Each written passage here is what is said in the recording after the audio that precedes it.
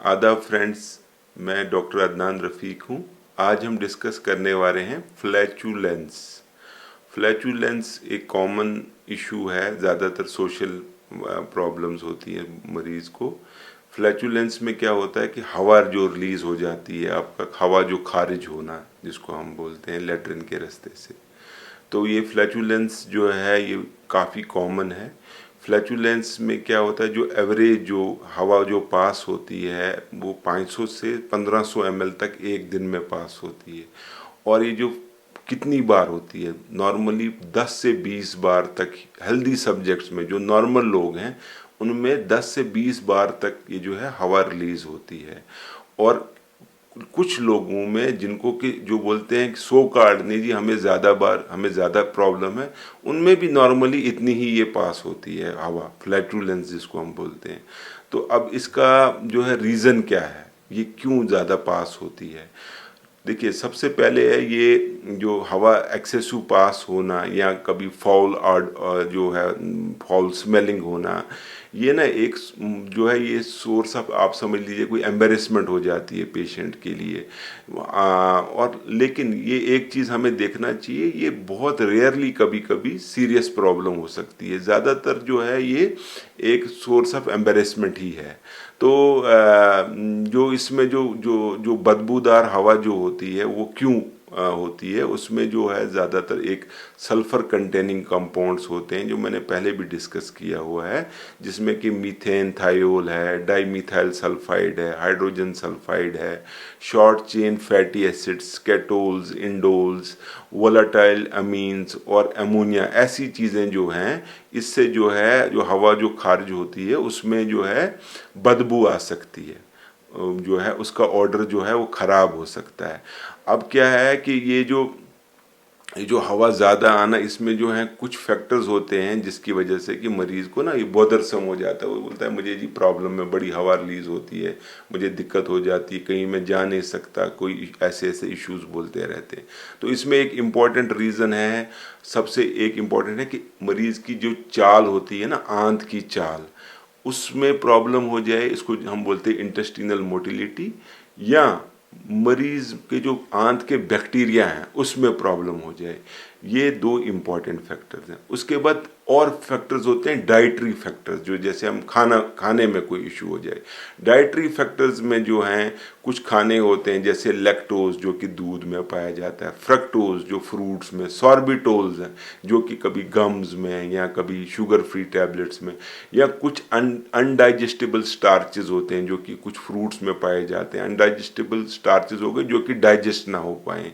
कुछ वेजिटेबल्स हैं, लेग्यूम्स हैं, या कार्बोनेटेड बेवरेजेस जो हम कोल्ड ड्रिंक्स लेते हैं, उनकी वजह से भी जो है कि हवा जो है वो गंदी मरीज पास कर सकता है। फिर कुछ हो गए, ये पोर्क होता है, उसमें भी कुछ जो है ट्रेस कंसंट्रेशन होती है, गंदी गैसेस की होती है, तो उस वजह से भी जो वो लेते हैं उनमें भी गंदी गंदी गैस वो रिलीज कर सकते हैं। और जो एक इम्पॉर्टेंट रीज़न है वो है साइकोलॉजिकल फैक्टर्स। अगर मरीज़ को कोई स्ट्रेस है या बहुत ज़्यादा, उनको जब बहुत ज़्यादा ये हाइटेंड सेंसिटिविटी होती है, जो मरीज़ को अगर नॉर्मल भी वो हवा पास करें उनको सोशल एम्बेरसमेंट हो जाती है उससे, तो ये फैक्टर्स भी जो हैं ये प्ले करते हैं इसमें जो फ्लैचुलेंस मैंने बताया। अब हमें ये जो फ्लैचुलेंस के पेशेंट हैं हम इनको कैसे इवेलुएट करते हैं, हम कैसे देखते हैं कि नहीं जी इनको मरीज़ को कोई इशू तो नहीं है। सबसे पहले हम मरीज़ को सिम्टम्स पूछते हैं। अगर सिम्टम्स में हमें कुछ भी लगता है कि नहीं जी कोई मरीज़ को कुछ अलार्म फीचर्स हैं या कुछ हैं, या फिज़िकल एग्जामिनेशन में हमें अलार्म फीचर्स लगते हैं, तो फिर जो है हम उनको क्या करते हैं, हम उनको आगे इवेलुएट करते हैं। या हम उनकी डाइटरी हिस्ट्री पूछते हैं कि वो कुछ ऐसी चीज़ तो नहीं ले रहे हैं जैसे गैस प्रोड्यूसिंग फूड्स, जैसे मैंने आपको पहले भी बताया है, या कोई बेवरेजेस तो नहीं ले रहे हैं जिससे कि मरीज़ को ज़्यादा हवा पास हो जाए। अब अलार्म फीचर्स कब हमें मरीज़ को इवेलुएट, कब हमें उसको देखना चाहिए कि नहीं जी आपको ज़रूरत है जांच करवाने की, जब उनको ये अलार्म फीचर्स हों। ये अलार्म फीचर्स तो गैस्ट्रोंटोलॉजी में बहुत ज़्यादा कॉमन है, हर एक बीमारी में अलार्म फीचर्स है ऑलमोस्ट। तो अलार्म फीचर्स क्या है, सबसे पहले होगा अगर मरीज़ को रात को दर्द हो जाए, जिसको हम बोलते हैं नॉक्टर्नल एब्डोमिनल पेन, रात को दर्द, सोते सोते दर्द होना, तो हमें लगता है कुछ इसको कोई इशू तो नहीं है। या कभी मरीज को वजन को कम हो जाए, अनएक्सप्लेन्ड वेट लॉस हो, या मरीज को लेटरिन में ब्लड आ जाए जिसको हम हेमेटोचीजिया बोलते हैं, या मरीज को कभी सिस्टमिक सिम्टम, पूरी बॉडी के सिम्टम, मरीज को वजन कम हो रहा है, मरीज को फीवर हो रहा है, या कुछ मरीजों में डायरिया या स्टीटोरिया, मतलब डायरिया हो गया, लूज मोशन आना, या स्टीटोरिया जैसे ऑयली लेटरिन आना, या मरीज को वोमिटिंग हो जाए, उल्टी का मन हो। और कभी कभी क्या होता है, हम मरीज को जब हम एग्जामिन करते हैं तो उनको पेट में दबाने से दर्द हो, या उनको कोई जो है ऑर्गन बड़ा हुआ हो, या हमें कोई फील हो जाए कुछ भी फिजिकल एग्जामिनेशन पे, तो हम उनको बोलते हैं नहीं जी भाई साहब, बेटर है कि आपको हम एक जांच कर लें। और कभी कभी क्या होता है कि हमें कभी कभी स्पेशल टेस्ट कराने पड़ते हैं अगर मरीजों को अलार्म फीचर्स हों, जिसमें कि कभी कभी हम क्या होता है कि स्टूल करवाते हैं एग्जामिनेशन, कॉमन स्टूल एग्जामिनेशन होती है जिसमें हम फैट या कोई उसमें कोई प्रोटोजोल ऑर्गेनिज्म जैसे जियार्डिया, या कभी कभी हम मरीजों को स्पेशल ब्रेथ टेस्ट होते हैं जिसमें कि हम स्मॉल इंटेस्टीन की बैक्टीरियल ओवरग्रोथ देखते हैं, या कभी कभी लैक्टोज इंटॉलरेंस तो नहीं है। कुछ मरीजों में हम वीट एलर्जी देखते हैं जिसको हम बोलते हैं सीलेक सीरोलॉजी। कभी कभी हमें उनकी जांच करनी पड़ती है, एंडोस्कोपी या कोलोनोस्कोपी, डिपेंडिंग अपॉन हम क्या पाएँ उन मरीजों में। अगर हमें कुछ सिम्टम्स हम फिजिकल एग्जामिनेशन से पता चलता है तो उस हिसाब से फिर डॉक्टर डिसाइड करता है कि हमें क्या क्या जांच करनी चाहिए। अब देखिए, अब इसमें ये तो हो गया कि हमें इसमें हम ट्रीटमेंट क्या है, हमें क्या करना चाहिए इन मरीजों को, जो भी ये मरीज होते हैं इसके फ्लैचुलेंस के, उनमें क्या क्या हम कर सकते हैं जिससे कि मरीज जो है इम्प्रूवमेंट हो सकती है। तो सबसे पहले है, जो मरीज जिनको लैक्टोज, दूध की इंटॉलरेंस हो, उनको हम दूध वाले प्रोडक्ट्स जो है बोलते हैं आप वो बंद कर दो। उसके बाद कभी कभी क्या होता है कि हम एक तो हम वो लैक्टोज रिस्ट्रिक्शन कर देंगे।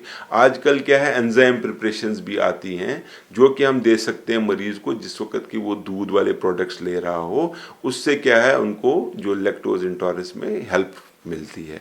फिर मरीज हो गया, अगर किसी मरीज को जैसे मैंने बताया कभी बैक्टीरियल ओवरग्रोथ हो जाती है, उनको बैक्टीरियल ओवरग्रोथ हो गया कि पेट के जो कीटाणु होते हैं वो ज़्यादा बढ़ जाते हैं, वो छोटी आंत में, ऊपर वाली छोटी आंत तक भी आ जाते हैं। उन पेशेंट्स में हम क्या करते हैं, जो मैंने बेस्ट ब्रेथ टेस्ट बताए, हम वो करके अगर हमें पता चलता है कि नहीं जी इनको है बैक्टीरियल ओवरग्रोथ, तो फिर मरीज को हम एंटीबायोटिक ट्रीटमेंट देते हैं जिससे मरीज को रेस्पॉन्स आ जाता है। तो ये मेन जो हो गया मैंने आपको बताया। फिर तीसरा होता है डाइटरी मॉडिफिकेशन। इनमें सबसे इंपॉर्टेंट है कि डाइट का रोल बहुत ज़्यादा होता है, लेकिन ज़्यादातर मरीज जो हैं वो परहेज़ नहीं कर पाते हैं, तो उनको फिर ये सिम्टम्स हो जाते हैं। अब डाइट में क्या क्या इनको हम बोलते हैं ज़्यादातर अवॉइड करने के लिए, उसमें बीन्स, फलियां हो गई, उसके बाद हो गया जो फुल गोभी होता है, कैबेज, ओनियंस हो गए, ब्रोकली हो गई, कुछ वीट हो गई, पोटैटोज हो गए, जो आलू शालू, ये इनको अवॉइड करते हैं। और हम देखते हैं कि यह आपको जब आपने ये चीज़ें बंद कर दी डाइट में, क्या उनको इस चीज़ से सिम्टम्स में इम्प्रूवमेंट हुई कि नहीं। अगर मरीज़ को इन चीज़ों से इम्प्रूवमेंट होती है, सिग्निफिकेंट इम्प्रूवमेंट नहीं होती है, तो फिर हम क्या करते हैं, हम उनको नेक्स्ट लेवल पर ले जाते हैं, जो कि मैंने आपको लास्ट इरिटेबल बाउल में बताया था, best Indian diet for IBS. उसमें हम इनको एक फूड मैप होता है, फूड मैप डाइट जो मैंने आपको बताया था, fermentable oligosaccharide, disaccharide, monosaccharide and polyols, वो हम उनको जो है फूड मैप जो है हम बंद कर देते हैं।